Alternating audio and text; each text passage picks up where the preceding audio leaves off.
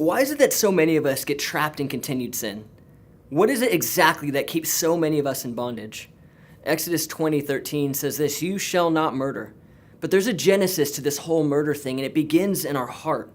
1 John 3:15 says, "Anyone who hates another brother or sister is really a murderer at heart." Hate is the seed of murder. How? Well, how do relationships devolve into hate? How do we go from loving or caring about someone and then find ourselves feeling hatred towards them? How is hate at the root of unforgiveness? Genesis 37:5 says, "One night, Joseph had a dream, and when he told his brothers about it, they hated him more than ever." Joseph's brothers allowed envy turn to feelings of hatred for him, and over time, we watch these feelings progress. Genesis 37, when Joseph's brothers saw him coming, they recognized him in the distance. As they approached, they made plans to kill him. Why did they conspire to kill him? And how did they get to that place in the first place? Because they hated him. Why did they hate him? Because they felt rejected by their father, who loved him more.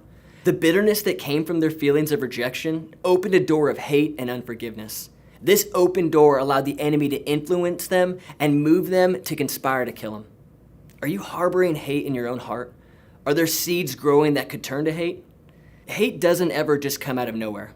It's preceded by an emotion that develops in response to an event. Genesis 4 says this, verses 3 through 5. When it was time for the harvest, Cain presented some of his crops as a gift to the Lord. Abel also brought a gift, the best portions of the firstborn lambs for his flock. The Lord accepted Abel and his gift, but he did not accept Cain and his gift. This made Cain very angry, and he looked dejected. Cain felt rejected, and because of this, he became angry. What do you do with anger? What did Cain do with his anger? Well, it tells us in Genesis 4, verse 8, one day Cain suggested to his brother, "Hey, let's go out into the fields." And while they were in the field, Cain attacked his brother Abel, and he killed him.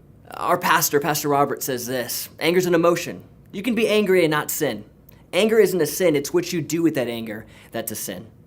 You're gonna have anger because that's an emotion, and you're human. We all have this emotion, but you can't hold on to it.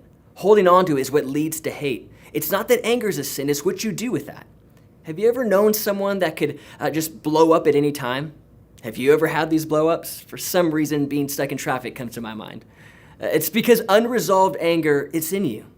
It's like if there's water in a pot and that fire is turned up, it's going to boil over. If anger and offenses are in you, you're gonna boil over. Are you holding on to any anger in this moment? Where did it come from? What generates this emotion in us? Matthew 24, verse 10 says this, "And many will turn away from me and betray and hate each other." Jesus tells us that turning away from him, rejecting God in our lives, positions us to hurt and hate each other. Jesus experienced this himself. In Mark 6, verse 2 through 3. The next Sabbath, he began teaching in the synagogue, and many who heard him were amazed, and they asked, "Where did he get all this wisdom and power to perform such miracles?" Then they scoffed.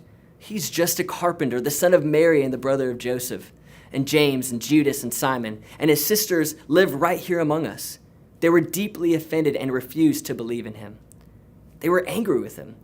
Jesus read from Isaiah and said, "The Spirit of the Lord is upon me to heal the brokenhearted, to open blind eyes, to set the captives free, to preach the acceptable year of the Lord." This was a prophecy about the Messiah. Jesus told them, "Today this scripture is to be fulfilled in your hearing." And they said, "Isn't this just Joseph's son? Isn't he just the local carpenter? Does he think he's better than the rest of us?" Luke 4 says this, "When they heard this, the people in the synagogue were furious. They were jumping up and mobbed him and forced him to the edge of the hill on which the town was built. They intended to push him over the cliff. They were offended. They became angry, and they intended to murder Jesus right then and there. They couldn't. They wouldn't believe Jesus. He didn't fill their expectations of what they thought their Messiah could and should be. He was the local carpenter's son, not the king they were looking for. How many times have we allowed our unmet expectations to become an offense to us? I know I have. There are times when we expect someone to do something and they don't, and in turn we get offended. We expect parents to do the right thing and we feel let down. We expect friends to do the right thing and then they disappoint us. We expect Christians and Christian leaders to do the right thing, and then we feel hurt when they don't. Romans 9 says this. God warned them of this in the scriptures. And he said, I am placing a stone in Jerusalem that makes people stumble, a rock that makes them fall. But anyone who trusts in him will never be disgraced.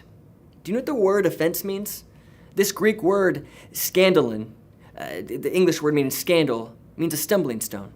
This is a trigger for a trap or a snare. When we say things like, man, if he or she ever does that, I would never forgive him.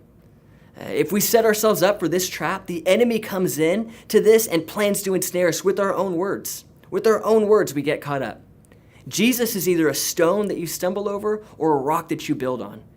What was he to the Israelites?